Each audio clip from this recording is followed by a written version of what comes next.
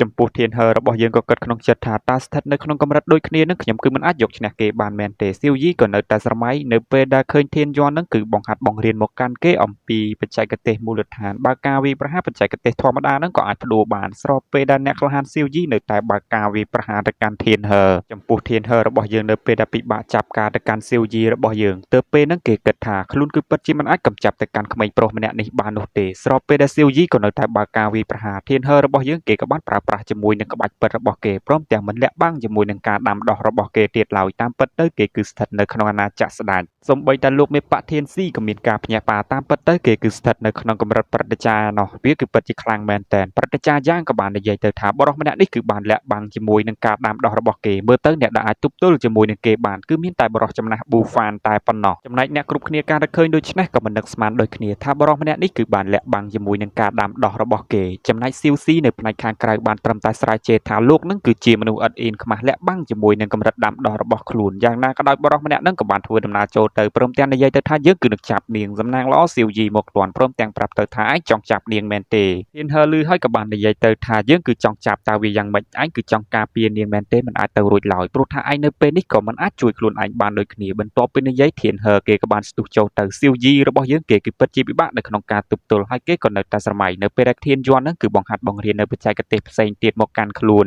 នចំពោះស៊ីវយីរបស់យើងនៅពេលហ្នឹងក៏ចាប់ផ្ដើមធ្វើការផ្ដោតអារម្មណ៍ជាមួយនឹងអាវុធរបស់គេព្រមទាំងនិយាយទៅថាមិនត្រូវបាច់អារម្មណ៍ឡើយស្របពេលដែលអ្នកក្លាហានធានហឺស្ទុះចូលទៅស៊ីវយីរបស់យើងក៏ស្ទុះចូលទៅដូចគ្នាហើយកម្លាំងអ្នកទាំងពីរហ្នឹងគឺពិតជាខ្លាំងសូម្បីតែអ្នកក្លាហានរបស់យើងស៊ុនហ្វឹងមើលនៅផ្នែកខាងលើក៏មានការភ្ញាក់ផ្អើលជាមួយនឹងកម្លាំងស៊ីវយីនាពេលបច្ចុប្បន្ននេះថាអាចបង្ខំវាឲ្យមកដល់ចំណុចមួយនេះបានគឺពិតជាមិនធម្មតាស្របពេលដែលអ្នកក្លាហានស៊ីវយីរបស់យើងក៏នៅតែប្រើប្រាស់ជាមួយនឹងកម្លាំងរបស់ខ្លួនទាំងប៉ុន្មានទៀតបើការវាយប្រហារទៅកាន់ធានហឺចំពោះធានហឺក៏មានការភ្ញាក់ផ្អើលព្រោះក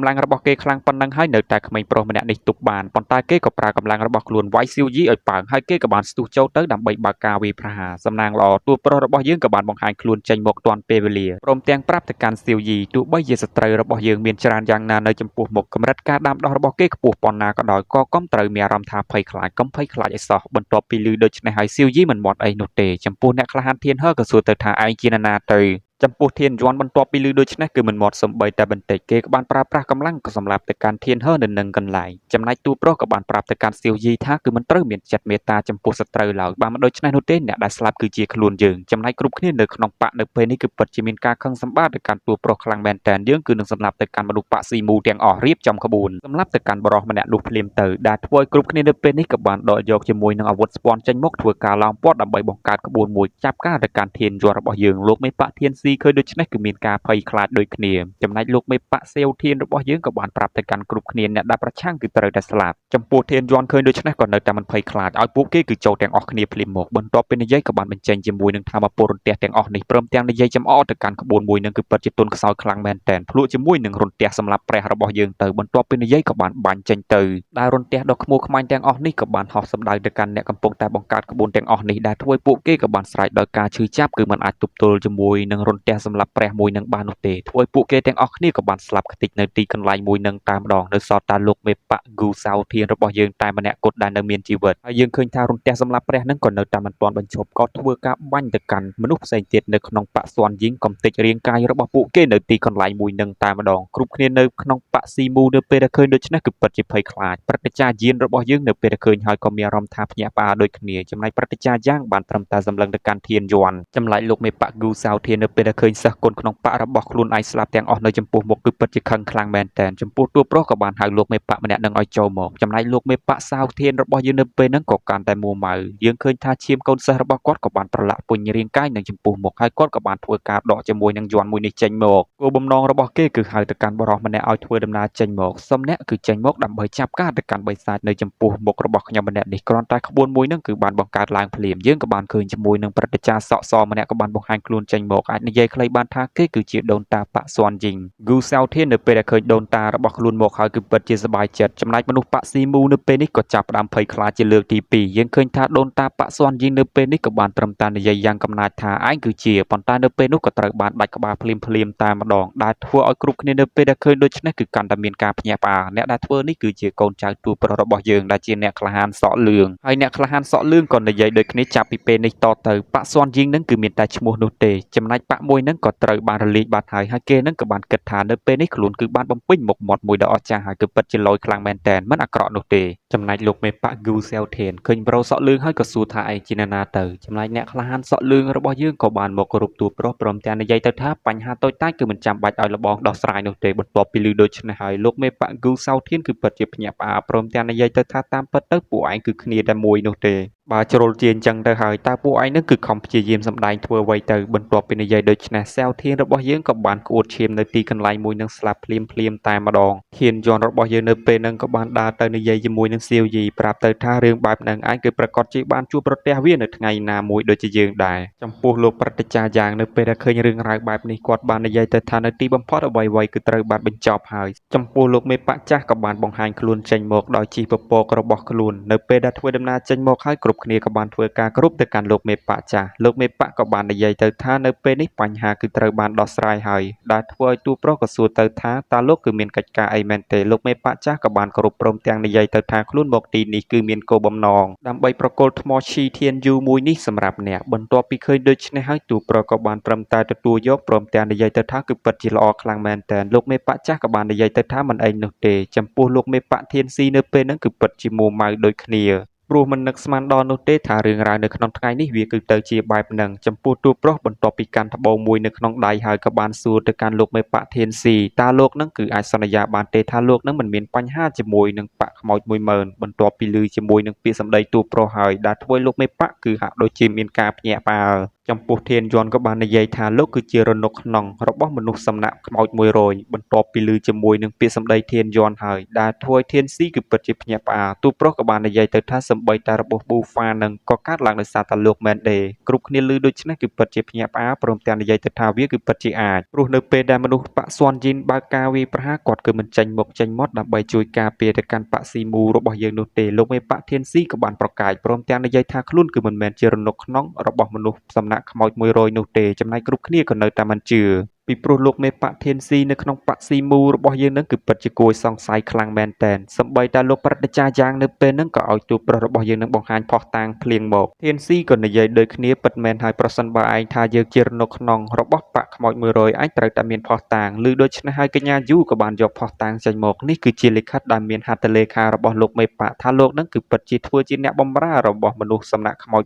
100ពិតមែនចំពោះធានស៊ីបន្ទាប់ពីឃើញជាមួយនឹងសម្បត្តិមួយសន្លឹកដែលមានហត្ថលេខារបស់ខ្លួននៅលើនោះគេគឺពិតជាមានការភ្ញាក់ផ្អើលហេតុអីក៏ពួកឯងអាចរកឃើញវាបានទៅចំពោះធានយន្តឮហើយក៏បាននិយាយទៅថាវាគឺពិតជាអកុសលខ្លាំងមែនទែនសម្រាប់លោកជាមេប៉ាក់ដែលមានចិត្តមិនស្មោះបែបនេះលោកគឺត្រូវតែស្លាប់យ៉ាងណាក៏ដោយលោកប្រតិចាយ៉ាងក៏សួរទៅកាន់លោកមេប៉ាក់ធានស៊ីតើរឿងរ៉ាវទាំងអស់នោះជាការពិតដែរទេលោកមេប៉ាក់ធានស៊ីរបស់យើងក៏បានត្រឹមតែញញឹមបន្តិចព្រមទាំងនិយាយទៅថាមកដល់ចំណុចមួយនេះហើយមិនចាំបាច់ប្រកែកគ្នាច្រើនទៀតនោះទេគេក៏បានស្ទុះចូលទៅស្របពេលដែលបរិសម្នាក់ក៏បានបង្ហាញខ្លួនចេញមកបើកការវាយប្រហារដែលមើលទៅកម្លាំងនៃការប៉ះទង្គិចគ្នាមួយនេះគឺពិតជាមិនអន់ប៉ុន្មាននោះទេយ៉ាងណាក៏ដោយមេប៉ាក់ធានស៊ីក៏បានខ្ទាតចេញមកខាងក្រោយបរិសម្នាក់ទៀតក៏បានបង្ហាញមុខចេញមកដែលម្នាក់នោះគឺជាឪពុកក្មេកទូប្រុសរបស់យើងឈ្មោះរបស់គេគឺជាប៊ូហ្វានចំពោះប៊ូហ្វានក៏បានសរសើរទៅកាន់ធានស៊ីប៉ុន្មានឆ្នាំចុងក្រោយនេះមើលទៅការដាំដុះរបស់ឯងក៏មិនអន់ប៉ុន្មានដូចគ្នាចំណែកធានស៊ីក៏មានការភ្ញាក់ផ្អើលមិននឹកស្មានដល់នោះទេថារបួសរបស់ឯងក៏អាចជាសះស្បើយបានស្របពេលដែលព្រឹត្តិចាយីរបស់យើងស្ទុះចូលទៅប៉ុន្តែក៏ត្រូវបានអ្នកក្លាហានធានស៊ីចាប់បោកចេញសំណាងល្អប៊ូហ្វានមកជួយទាន់ពេលវេលាចំពោះប៊ូហ្វានក៏បាននិយាយទៅកាន់ប្រពន្ធរបស់ខ្លួនថាបុរសម្នាក់នេះគឺមិនចាំបាច់ឲ្យអូនពាក់ព័ន្ធនោះទេបន្ទាប់ពីឮដូច្នេះអ្នកនាងយីគឺពិតជាសប្បាយចិត្តចំណែកកញ្ញាយូហាក់ដូចជាមិនសូវពេញចិត្តប៉ុន្មានឡើយយ៉ាងណាក៏ដោយប៊ូហ្វានរបស់យើងក៏បានស្ទុះចូលទៅលោកមេប៉ាក់ធានស៊ីក៏បានប្រើប្រាស់ធម្មពលបាញ់វាយប្រហារមកវិញចំពោះមេប៉ាក់ចាស់ក៏ចង់ចូលទៅជួយត្រូវបានធានយន្តរបស់យើងហាមឃាត់ប្រាប់ទៅថាមិនចាំបាច់នោះទេមេប៉ាក់ចាស់ក៏បាននិយាយទៅថាប៉ុន្តែប៊ូហ្វានគេគឺទើបតែស្ដារការដាំដុះរបស់គេមកវិញគេគឺមិនអាចកម្ចាត់ទៅកាន់ធានស៊ីបានឡើយធានយន្តឮហើយក៏បាននិយាយទៅថាពិតមែនឬបានអញ្ចឹងលោកមេប៉ាក់ចាស់គឺគ្រាន់តែឈរមើលទៅគឺបានហើយស្របពេលដែលប៊ូហ្វាននិងធានស៊ីនៅពេលនេះក៏បានសម្រុកចូលទៅកាន់គ្នាចំហាយធម្មពលវិញគឺពិតជាខ្លាំងមិនអន់ប៉ុន្មាននោះទេចំណែកព្រឹត្តិចារយ៉ាងនិងព្រឹត្តិចារយានឃើញដូច្នេះគឺបានត្រឹមតែឈរមើលចំពោះលោកមេប៉ាក់ធានស៊ីក៏បានស្រែកយ៉ាងខ្លាំងព្រមទាំងនិយាយទៅថាប៊ូហ្វានទោះបីជាការដាំដុះរបស់ឯងស្ដារបានឡើងមកវិញយ៉ាងណាក៏ដោយក៏នៅតែមិនមែនជាគូប្រកួតរបស់យើងគឺនឹងធ្វើការបំផ្លាញវាម្ដងទៀតឬដូច្នេះប៊ូហ្វានបានត្រឹមតែញញឹមព្រមទាំងនិយាយ យាយទៅថាអញ្ចឹងយើងក៏មិនលាក់កម្លាំងរបស់យើងទៀតដែរបន្ទាប់មកគាត់ក៏បានប្រើប្រាស់ជាមួយនឹងអំណាចធម្មពលពន្លឺទាំងអស់នេះធ្វើការបាញ់ប្រហារទៅកាន់លោកមេបៈធានស៊ីចំពោះលោកមេបៈធានស៊ីនៅពេលហ្នឹងក៏អាចទប់ទល់បានប៉ុន្តែមើលទៅគឺហាក់ដូចជាពិបាកបន្តិចហើយធម្មពលអ្នកទាំងពីរក៏នៅតែបន្តខ្លាំងក្លាឡើងពីមួយកម្រិតទៅមួយកម្រិតរហូតធ្វើឲ្យលោកមេបៈធានស៊ីក៏បានប៉ើងចំពោះប៊ូហ្វានក៏បានធ្វើដំណើរចុះមកផ្នែកខាងក្រោមវិញលោកមេបៈធានស៊ីនៅពេលនេះអស់គូតនឹងដីបាត់ទៅហើយយ៉ាងណាក៏ដោយគាត់ក៏ហាក់ដូចជាមិនសូវមានរបួសធ្ងន់ប៉ុន្មាននោះទេប៊ូហ្វានក៏បាននិយាយទៅថានៅពេលនេះការដាំដុះរបស់យើងគឺពិតជាប្រសើរឡើងរឿងទាំងអស់នេះគឺត្រូវតែអរគុណទៅកាន់កូនប្រសាររបស់យើងលោកមេបៈធានស៊ីបន្ទាប់ពីឮហើយក៏បានត្រឹមតែនិយាយទៅថាមើលទៅគឺពិតជាអាធានយ័ន្តម្នាក់នោះទៀតហើយវាគឺតែងតែធ្វើអ្វីដែលចម្ល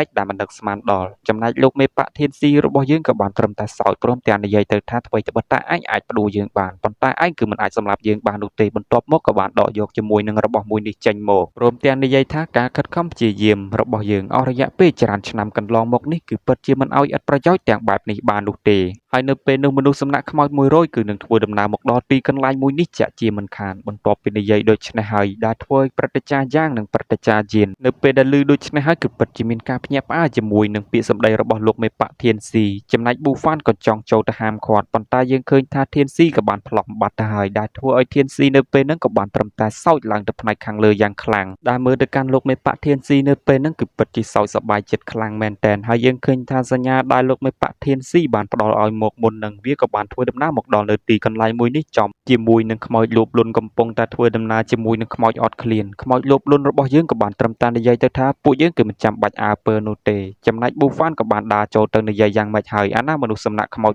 100ដែលឯងបាននិយាយថាពួកគេគឺនឹងធ្វើដំណើរមកដល់ទីកន្លែងមួយនេះយើងមិនឃើញនោះទេធានស៊ីបន្ទាប់ពីឮការសើចចំអករបស់ប៊ូហ្វានហើយក៏នៅតែមិនភ័យព្រួយភ័យខ្លាចដូចគ្នាព្រមទាំងនិយាយទៅថាមនុស្សសំណាក់ខ្មោច100ស្អីគេនោះប្រសិនបើពួកគេមិនមកក៏យើងនឹងនៅតែមានវិធីសាស្ត្រក្នុងការសម្លាប់ពួកឯងដូចគ្នាបន្ទាប់ពីនិយាយក្រោកឈរឡើងបញ្ចេញជាមួយនឹងចំហាយធម្មពលរបស់ខ្លួនដើម្បីបង្កើតជាមួយនឹងវត្ថុបុរាណវាគឺមិនមែនជាការបង្កើតវត្ថុបុរាណនោះទេប៉ុន្តែវាគឺជាការកោះហៅនៅវត្ថុបុរាណហើយវត្ថុបុរាណមើលទៅគឺហាក់ដូចជាមានអានុភាពមិនធម្មតានោះទេមានរន្ទះពណ៌ស្វាយវត្ថុបុរាណទាំងពីរដើមក៏បានបង្ហាញខ្លួនវាគឺជាកំភ្លើងពណ៌មាសទាំងពីរដើមនេះមេបៈចាស់បន្ទាប់ពីឃើញដូច្នេះក៏មានការភ្ញាក់ផ្អើលបន្តិចដូចគ្នាព្រមទាំងនិយាយទៅថាអាវុធបុរាណចំណែកធានស៊ីរបស់យើងក៏បានតម្រង់កំភ្លើងមួយដើមតម្រង់ទៅកាន់អ្នកក្លាហានប៊ូហ្វានរបស់យើងព្រមទាំងនិយាយទៅថាឯងគឺពិតជាមិនអាចប៉ះពាល់មកកាន់យើងបាននោះទេទោះបីជាយើងគ្មានកម្លាំងប្រយុទ្ធបន្តប៉ុន្តែជាមួយនឹងវត្ថុបុរាណទាំងពីរនៅក្នុងដៃពួកឯងកុំគិតថាមានជីវិតរស់នៅស្រួលសោះបន្ទាប់ពីនិយាយក៏បានបាញ់ចេញទៅសំណាងល្អប៊ូហ្វានគេចចេញផុតប៉ុន្តែកំពូលភ្នំមួយស្ទើរតែខ្ទេចប៊ូហ្វានក៏បាននិយាយទៅថាវាគឺជាអាវុធដ៏ទេវភាពឥទ្ធិពលគឺពិតជាខ្លាំងអាវុធដ៏បុរាណមួយនឹងនៅពេលនេះក៏ត្រូវបានបញ្ចូលធម្មពលដោយសារតែអ្នកក្លាហានធានស៊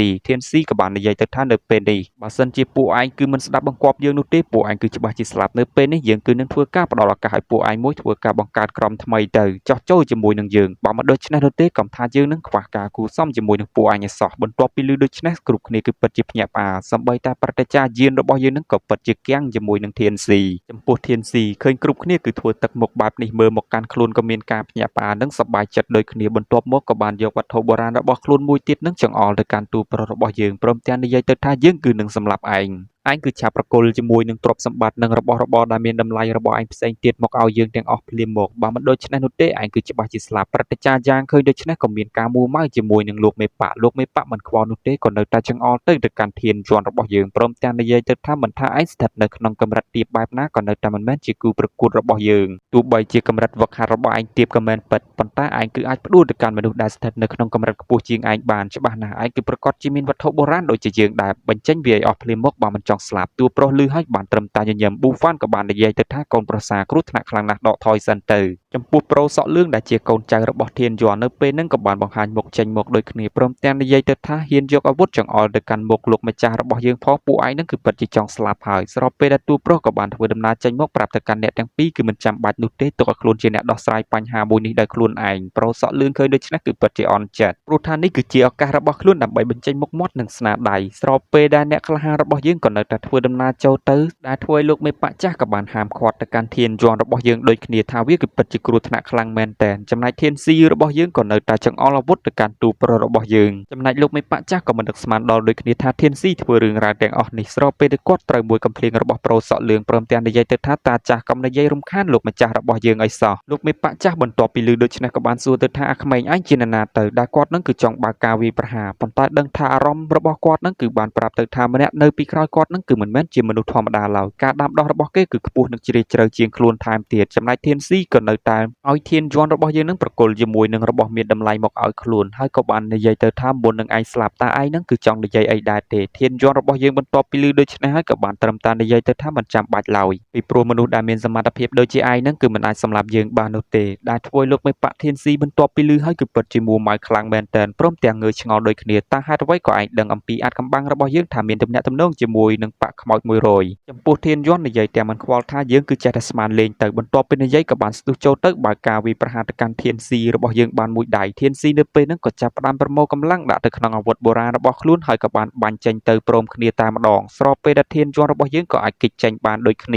ចំពោះកម្លាំងនៃថាមពលការបាញ់មួយនឹងវិញគឺពិតជាខ្លាំងដែលធ្វើឲ្យសៀវស៊ីគឺពិតជាព្រួយបារម្ភព្រមទាំងនិយាយទៅថាតាប៉ាកើតអីដែរទេចំណែកអ្នកក្លាហានធានស៊ីគឺពិតជាសប្បាយចិត្តព្រមទាំងនិយាយទៅថាឯងក៏នៅតែស្លាប់នៅក្រោមដៃរបស់យើងនៅពេលដែលផ្សែងបារស័តយើងក៏បានឃើញជាមួយនឹងកំបិតនាគក៏បានបង្ហាញខ្លួនចេញមកនៅក្នុងដៃធានយ័ន្តឃើញដូច្នេះគ្រប់គ្នាគឺពិតជាភ្ញាក់ផ្អើលខ្លាំងមែនទែនចំពោះប៊ូហ្វានក៏បានលាន់មាត់ដូចគ្នាទៀតថាវាគឺជាអាវុធអមតៈនាសម័យបុរាណថ្មីត្បិតថាវាជាអាវុធអមតៈប៉ុន្តែក៏នៅតែចាញ់មួយកម្រិតអំពីអាវុធនៅក្នុងដៃអ្នកក្លាហានធានស៊ីទោះបីជាអាវុធនៅក្នុងដៃធានយ័ន្តជាអាវុធអមតៈដែលចាញ់មួយកម្រិតអំពីអាវុធនៅក្នុងដៃធានស៊ីជាពិសេសនោះអាវុធមួយនេះប្រសិនបើនៅលើដៃអ្នកណាជាមនុស្សដែលមានសមត្ថភាពនោះច្បាស់ណាស់អានុភាពអាវុធមួយនេះក៏កាន់តែមានឥទ្ធិពលនិងអាចឈានទៅដល់ការវិវត្តទៅដល់កម្រិតដែលខ្ពស់មួយទៀតផងបន្ទាប់ពីឃើញដូច្នេះហើយលោកមេប៉ាចាស់របស់យើងក៏បានត្រឹមតែឈរសម្លឹងមើលដែលគាត់កំពុងតែគិតក្នុងចិត្តអំពីអាវុធដែលស្ថិតនៅក្នុងដៃធានយ័ន្តរបស់យើងវាគឺជាអាវុធមួយដែលខ្លាំងក្លាហើយវាគឺធ្លាប់យកជីវិតរបស់មនុស្សដែលមានសមត្ថភាពខ្លាំងរហូតដល់10000នាក់បន្ទាប់មកគាត់ក៏បានសម្លឹងទៅកាន់អ្នកក្លាហានសក់លឿងរបស់យើងព្រមទាំងប្រាប់ទៅថាហេតុអីឯងក៏មិនប្រឡែងដៃទៀតចំណែកប្អូនថ្លៃធានយ័ន្តក៏បានត្រឹមតែនិយាយទៅថាពិតជាលយខ្លាំងមែនទែនបងថ្លៃចាប់ការគេទៅចំណែកប៊ូហ្វានក៏មិននឹកស្មានដល់ថាកូនប្រសាររបស់ខ្លួនគឺមានសមត្ថភាពបែបនេះគេគឺពិតជាបានលាក់នៅអាវុធមួយនេះបានចិត្តល្អខ្លាំងមែនទែនចំពោះធានស៊ីក៏បានបាញ់ទៅកាន់ធានយ័ន្តរបស់យើងធានយ័ន្តបានត្រឹមតែកាប់និងទប់រងតែប៉ុណ្ណោះបន្ទាប់មកក៏បានស្ទុះទៅផ្នែកខាងមុខកាប់ទៅវិញដែលធ្វើឲ្យអ្នកក្លាហានធានស៊ីយកអាវុធរបស់ខ្លួនមកទប់ទល់ទោះបីជាកំបិតនាគមិនស្ថិតនៅក្នុងកម្រិតខ្ពស់ដូចជាអាវុធនៅក្នុងដៃធានស៊ីប៉ុន្តែកម្លាំងរបស់វានឹងគឺពិតជាមិនអន់ប៉ុន្មាននោះទេធ្វើឲ្យធានស៊ីនៅពេលនេះចាប់ផ្ដើមដឹងហើយថាវាគឺពិតជាខ្លាំងស្របពេលដែលធានស៊ីកាប់យកចុងក្រោយនេះថែមមួយជើងដែលធ្វើឲ្យធានស៊ីក៏បានប៉ើងចំពោះធានយ័ន្តក៏បានប្រើប្រាស់ជាមួយនឹងក្បាច់នៃការកាប់មួយទៀតសម្ដៅទៅកាន់ធានស៊ីចំពោះធានស៊ីនៅពេលហ្នឹងគឺមិនអាចទប់ទល់ជាមួយនឹងអាវុធកំបិតនាគរបស់អ្នកក្លាហានធានយ័ន្តរបស់យើងបាននោះទេស្របពេលដែលគេកប៉ើងហើយធានយ័ន្តក៏ចូលមកទៀតចំពោះមេប៉ាចាស់ឃើញដូច្នេះក៏បាននិយាយទៅថាកុំបំផ្លាញអាវុធបុរាណរបស់គេសោះបើមិនដូច្នេះនោះទេនឹងមានផលប៉ះពាល់ធ្វើឲ្យប៉ាស៊ីមូអាចនឹងខ្ទេចបានបន្ទាប់ពីឮដូច្នេះទូប្រុសមិនកំទេចអាវុធរបស់បរិសម្នាក់នឹងនោះទេបានត្រឹមតែបញ្ជូនវាទៅកាន់កន្លែងដើមវិញតែប៉ុណ្ណោះដែលធ្វើឲ្យធានស៊ីបាននិយាយទៅថាតាមពិតទៅព្រះគឺពិតជាមិនបាននៅខាងយើងនោះទេវាគឺពិតជាអយុត្តិធម៌ខ្លាំងមែនទែនប៉ុន្តែយើងសំប្រាប់ការពិតទៅឯងមួយទៅចោះយើងគឺគ្រាន់តែជារូបរាងកាយក្លូនតែប៉ុណ្ណោះប្រសិនបើឯងជួបនឹងរាងកាយដើមឬក៏ជារាងកាយពិតរបស់យើងវិញឯងមិនមែនជាគូប្រកួតរបស់យើងឡើយធានស៊ីរបស់យើងបន្ទាប់ពីនិយាយហើយធានយ័ន្តមិនខ្វល់សំបីតែបន្តិចព្រមទាំងនិយាយថាយើងគឺមិនចាប់អារម្មណ៍ជាមួយនឹងមនុស្សដូចជាឯងនោះទេទោះបីជាឯងមានរូបរាងកាយប៉ុន្មានទៀតក៏យើងនៅតែអាចកំចាប់ឯងបានចំពោះប៊ូហ្វារបស់យើងក៏ឲ្យទូប្រុសប្រុងប្រយ័ត្នផងស្របពេលដែលធានស៊ីក៏ក្រើកឡើងមកវិញព្រមទាំងនិយាយទៅថាយើងគឺមិនចោះចាញ់ពួកឯងនោះទេធានយ័ន្តរឿងរ៉ាវដែលបានកើតឡើងទាំងអស់នេះគឺដោយសារតែឯងតែម្នាក់គត់នៅថ្ងៃណាមួយយើងគឺនឹងត្រឡប់មកវិញដើម្បីយកទាំងដើមទាំងការបន្ទាប់ពីនិយាយដូច្នេះហើយក៏បានសោចព្រមទាំងនិយាយទៅថាមើលទៅវាគឺហាក់ដូចជាបានកំណត់ទុកជាមុនរួចមកហើយគេក៏បានស្រែកបញ្ចេញធម្មពលយ៉ាងខ្លាំងហើយលោកមេប៉ាធានស៊ីក៏បានស្រែកទៅផ្នែកខាងលើខ្លាំងដូចគ្នាទៀតទៅថានៅក្នុងលោកមួយនេះគឺគ្មានអ្នកណាអាចសម្លាប់យើងបាននោះទេក្រៅពីយើងខ្លួនឯងបន្ទាប់ពីនិយាយដូច្នេះហើយក៏បានដួលខ្ពកនៅទីកន្លែងមួយនឹងតែម្ដងទៅព្រមទាំងនិយាយទៅថាយើងគឺនឹងត្រឡប់មកវិញហើយរាងកាយលោកមេប៉ាធានស៊ីក៏រលាយខ្លាចទៅជាពន្លឺហោះហើរមកដល់អាងភ្នំដ៏អត់កំបាំងមួយនេះយើងក៏បានឃើញជាមួយនឹងសុទ្ធអ្វីដ៏គួរឲ្យភ័យខ្លាចមួយនៅពេលនោះយើងក៏បានឃើញបរិសុទ្ធចំណាស់ម្នាក់នេះនិយាយទាំងបិទភ្នែកថាមិននឹកស្មានដល់ថារាងកាយក្លូននៅក្នុងប៉ាស៊ីមូវាគឺត្រូវបានបំផ្លាញចំណែកបរិសុទ្ធពាក់ស្រោមមុខម្នាក់នេះក៏សួរទៅថាតើអ្នកណាអាចធ្វើរឿងរ៉ាវមួយនេះបានបន្ទាប់ពីឮដូច្នេះហើយដែលធ្វើឲ្យបរិសុទ្ធចំណាស់របស់យើងក៏បាននិយាយតបទាំងបិទភ្នែកដូចគ្នាទៀតថាគឺជាបរិសុទ្ធម្នាក់នៅក្នុងប៉ាមួយនោះប៉ុន្តែវាគឺមិនមែនជាបញ្ហាសម្រាប់ពួកយើងនោះទេចំណែក បរិសចំណាស់ម្នាក់ហ្នឹងគេឲ្យរហស្សនាមថាខ្មោចរាប់រយចំណែកបរិសចំណាស់ម្នាក់ទៀតនៅឈរចិត្តនឹងក៏បាននិយាយទៅថាខ្មោចលុបលន់និងខ្មោចស្រែកឃ្លានពួកគេគឺធ្វើដំណើរទៅប៉ាក់ស៊ីមូពួកគេគឺយកជាមួយនឹងផ្លាកបញ្ជាមួយនោះបានឬនៅសំដៅទៅកាន់ផ្លាកបញ្ជាឈីធានយូចំណែករបស់ដ៏ធំមួយនេះប្រៀបបានដូចជាសុទ្ធរបស់បិសាចបន្ទាប់ពីឮថាឈីធានយូហើយក៏បានបន្លឺសំឡេងឡើងតែម្ដងព្រមទាំងនិយាយទៅថាព្រះវិញ្ញាណឈីងធានយូបន្ទាប់ពីបានបន្លឺជាមួយនឹងសំឡេងហើយក៏បានបញ្ចេញជាមួយនឹងអាប់ខ្មៅទាំងអស់នេះដែលធ្វើឲ្យខ្មោចរាប់រយក៏បានត្រឹមតែលិតជង្គង់គ្រប់តែប៉ុណ្ណោះព្រោះថាមានការភ័យខ្លាចហើយខ្មោចរាប់រយក៏សម្លឹងទៅកាន់ខ្មោចស្រោមមុខហេតុអីក៏ឯងមិនលិតជង្គង់គ្រប់ទៅកាន់ស្ដេចរបស់ពួកយើងនៅពេលដែលទ្រង់បានបន្លឺសំឡេងឡើងទ្រង់គឺបានឆ្លងផុតនៅលោកីមួយនេះនៅពេលដែលឯងមិនគ្រប់គាត់គឺជាការប្រមាថដូច្នេះហើយយើងគឺនឹងដាក់ទោសឯងជំនួសគាត់ទៅរកថ្មឈីធានយូមួយនោះមកឲ្យទ្រង់បន្ទាប់ពីលឺដូច្នេះខ្មោចស្រោមមុខបានត្រឹមតែធ្វើដំណើរចាក់ចេញពីទីកន្លែងមួយនឹងទាំងប្រងើយចំណែកខ្មោចរាប់រយបានត្រឹមតែនិយាយទៅថានៅពេលដែលព្រះច័ន្ទទាំង3រះដំណើរគ្នាម្ដងទៀតនៅពេលនោះស្ដេចរបស់ពួកយើងគឺនឹងដឹងខ្លួនឡើងមកវិញប៉ុន្តែមុននឹងលោកម្ចាស់បាននិយាយថាថ្មឈីធានយូលោកម្ចាស់គឺចង់បានវាមែនទេមិនអីនោះទេខ្ញុំគឺនឹងតាមស្វែងរកវាឲ្យកាត់មកមើលថ្មមួយនឹងបច្ចុប្បន្នគឺស្ថិតនៅក្នុងដៃទូប្ររបស់យើងចំពោះសុនហ្វឹងរបស់យើងនៅពេលនឹងក៏សួរទៅថាតើលោកម្ចាស់គឺចង់បានថ្មប្រភេទនឹងយកធ្វើស្អីទៅទូប្រុសក៏បានកំទេចវាចោលដោយមិនមាត់អីសម្បីតែបន្តិចសុនហ្វឹងក៏សួរទៅថាតើលោកនឹងកំពុងតែធ្វើស្អីស្របពេលដែលពន្លឺទាំងអស់នេះកំពុងតែធ្វើការរុំព័ទ្ធរាងកាយរបស់ទូប្រុសដែលធ្វើឲ្យអ្នកក្លាហានសុនហ្វឹងគឺពិតជាភ្ញាក់ផ្អើលយ៉ាងខ្លាំងពីព្រោះពន្លឺតូចៗទាំងអស់នឹងកំពុងតែរុំព័ទ្ធទៅកាន់អ្នកក្លាហានធានយន្តរបស់យើងវាគឺជាធម្មពលដួងតារាបន្ទាប់ពីឃើញដូច្នេះហើយទូប្រុសក៏បានសរសើរថាវាគឺពិតជាល្អខ្លាំងមែនទែនគឺបានស្ដារការដាំដុះរបស់ខ្ញុំបំបែកជាមួយនឹងអាតកំបាំងមួយចំនួនទៀតផងហើយធានយន្តហាក់ដូចជាបានឃើញនារីម្នាក់នេះប្រាប់ទៅកាន់កូនរបស់ខ្លួនឲ្យការពារថ្មឈីធានយូមួយនោះឲ្យបានល្អសុនហ្វឹងក៏សួរទៅថាតើរបួសរបស់លោកម្ចាស់នឹងគឺយ៉ាងម៉េចហើយមានអារម្មណ៍ថាហាក់ដូចជានៅតែខុសប្រក្រតីទូប្រុសក៏បាននិយាយទៅថានិយាយតាមត្រង់ទៅយើងក៏មិនទាន់ដឹងច្បាស់នៅពេលដែលយើងគឺចង់ទម្លុះជាមួយនឹងអាណាចក្ររបស់យើងបន្ទាប់នោះគឺមានអារម្មណ៍ថាហាក់ដូចជាមានអ្វីត្រូវរារាំងយើងគឺមានអារម្មណ៍ថានៅពេលនេះឈាមរបស់យើងកំពុងតែចង់ពុះកញ្ជ្រោលបន្ទាប់ពីឮដូច្នេះអ្នកក្លាហានសក់លឿងក៏បាននិយាយទៅថាបាទដូច្នេះទៅហើយតើលោកម្ចាស់នឹងគឺមានអារម្មណ៍ថាហាក់ដូចជាស្ថិតនៅក្នុងកម្រិតណាមួយទៀតដែរទេឬក៏អាចមានអារម្មណ៍ថាអាចឈានទៅដល់អាណាចក្រថ្មីមួយទៀតបានឬក៏ជាអាណាចក្រពាក់កណ្ដាលអមតៈឬក៏អាចជាអាណាចក្រស៊ន់សេងបន្ទាប់ពីឮដូច្នេះសុនហ្វឹងរបស់យើងក៏ចង់និយាយបន្ថែមស្របពេលដែលប្អូនថ្លៃទូប្រុសក៏បានរត់ចូលមកប្រាប់ថាបងថ្លៃនៅពេលនេះមានបញ្ហាហើយមនុស្សនៅក្នុងអាណាចក្ររុយសិននិងអាណាចក្រដងស៊ូពួកគេគឺធ្វើដំណើរមកគោលបំណងដើម្បីសួរសពទុកទៅកាន់ប៉ាក់ស៊ွန်យីននៅពេលដែលមិនឃើញពួកគេគឺមករកយើងជាក់ជាមិនខានទូប្រុសក៏បាននិយាយទៅថាមិនអីនោះទេទោះឲ្យខ្ញុំជាអ្នកទៅជួបគេដែលធ្វើប្រពន្ធទូប្រុសបន្ទាប់ពីឮហើយក៏បាននិយាយប្រាប់ថាប៉ុន្តែវាគឺពិតជាគ្រោះថ្នាក់ខ្លាំងណាស់ហើយពួកយើងគួរតែត្រៀមខ្លួនទុកជាមុនបន្ទាប់ពីឮដូច្នេះធានយន្តក៏ក្រោកឈរឡើងហៅអ្នកទាំងពីរឲ្យធ្វើដំណើរទៅជាមួយនឹងខ្លួនកញ្ញាយូនៅពេលហ្នឹងគឺមានអារម្មណ៍ថានៅក្នុងបន្ទប់ទូប្រុសគឺនៅតែមានមនុស្សតាមមានអ្នកណាដែរទេក៏លេចមើលទៅគឺមិនឃើញនោះទេហើយក៏ធ្វើដំណើរទៅវិញចំពោះសុនហ្វឹងរបស់យើងគឺស្ថិតនៅផ្នែកខាងលើឯណោះចំពោះសាច់រឿងក៏ឈានចូលទីបញ្ចប់តែត្រឹមនឹងដូចគ្នានៅពេលនេះក៏មានតែជម្រាបលាជួបគ្នាវីដេអូក្រោយ